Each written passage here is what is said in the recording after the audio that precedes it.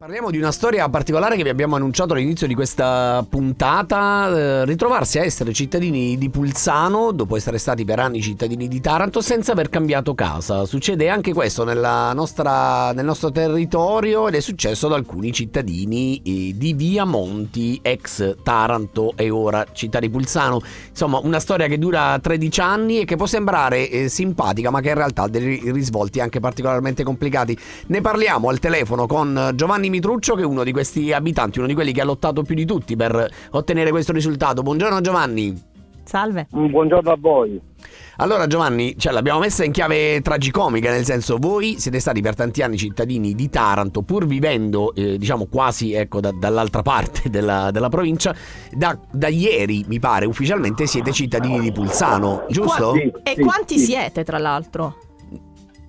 Siamo un bel po' di famiglie, ma precisamente non so, perché alcuni per ovvi motivi non hanno portato ormai la residenza qui perché non avevamo nessun tipo di servizio. Ecco, spieghiamolo bene. Allora, spieghiamolo infatti. bene. Voi vivete in un edificio, credo, di Via Monti, giusto? Sì, io vivo in un appartamento con 4 appartamenti, diciamo, uno stabile con 4 appartamenti.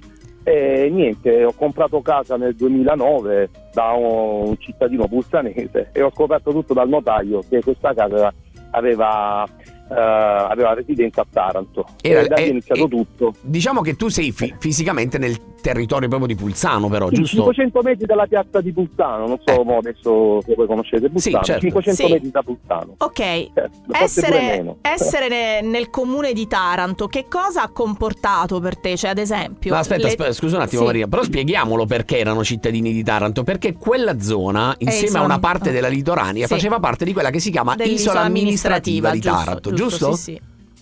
Sì, perfetto. Bene. Ok, detto questo, quindi lei credeva di essere a Pulsano, invece davanti al notaio ha scoperto di essere nell'isola amministrativa di Taranto. Quindi tutti i servizi li doveva offrire il comune di Taranto. C'erano questi servizi? No, calcoli che qui non arrivava né acqua né fogna, che la fogna ancora non arriva perché con l'acqua c'è un'altra guerra che ho fatto e l'ho vinta e sono contento. Comunque la pozza non mi arrivava perché era ambigua come residenza, perché questa via si chiamava anche via La Chiusa per Pulsano. Quindi pagavamo alcuni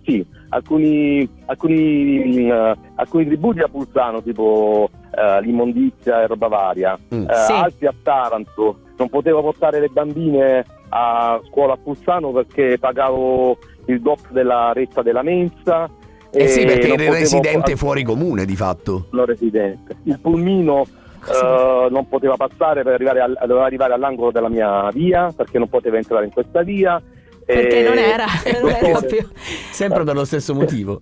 È incredibile. Il dottore non potevo soffrire di un dottore di Pulsano, e la cosa più bella è l'ASL, dove un giorno ho avuto una forte discussione perché io l'ASL sono a 500 metri e mi dicevano di andare via Ancona a Taranto, dove per me erano una ventina di chilometri. Ora provate a immaginare che un tratto di Viale Magna Grecia, per esempio, sia in realtà isola amministrativa di Pulsano, per esempio. Provate a immaginare che tutti i cittadini che vivono in quello stabile a un certo punto devono fare riferimento, ovviamente, se sono isola amministrativa, al comune di Pulsano. E provate a immaginare il disagio di vivere così per 13 anni, mi pare di capire, almeno per te. No, sì, io ho 13 anni, ma questa storia è medievale, io ci ho studiato sopra, c'è tanta roba qui. Questa è una storia proprio dei tributi che si davano a Taranto, li pagavano in natura, giustamente, roba varia, quindi si sta una storia lunghissima. Io ho 13 anni, ma c'è gente che vive da 35-40 anni qui, quindi... Ma le posso chiedere una cosa? Ma quando ha scoperto dal notaio che c'era questa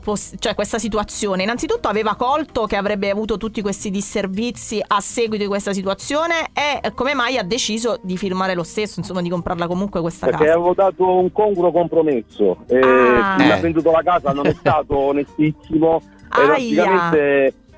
purtroppo, poi siamo in altri discorsi, quindi però è chiaro. Però chiaro. Dai, ci sta, nel senso, tu sei là davanti al notaio, stai per comprare casa, che fai? Mandi tutta all'aria? Vabbè, comunque però non pensavo immagino che non lo immaginasse che avrebbe comportato arriviamo alla notizia, cioè finalmente da ieri sta storia è finita. Che è successo, Giovanni?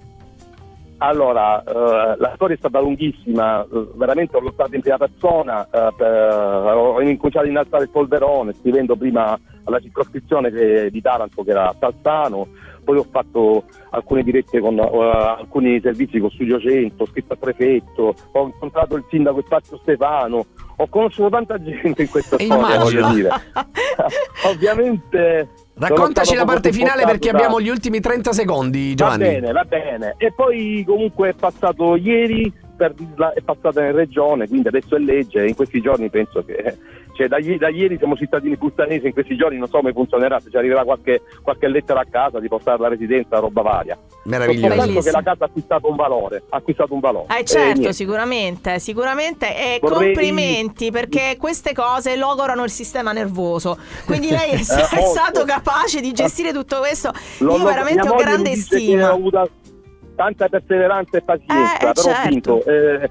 Ognuno poi vorrà prendersi i meriti che vuole. Io so quello che ho passato qua. Comunque, se posso, vorrei ringraziare alcune persone. Velocissimo. Visto che siamo in chiusura.